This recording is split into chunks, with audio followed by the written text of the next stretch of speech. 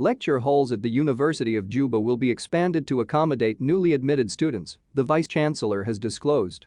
This came after a meeting between Professor John Akec and President Salva Kiir on the status of the public universities in the country. Prof.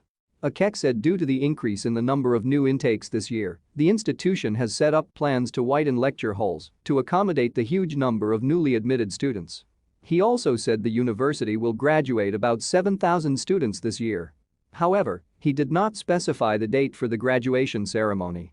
The report from the Office of the President indicates that the two also discussed the need for public universities to engage with government institutions in revising the policies that will improve the economy, agriculture, and the education system. Akec reiterates there will be steady improvements in the state of affairs of public universities across the country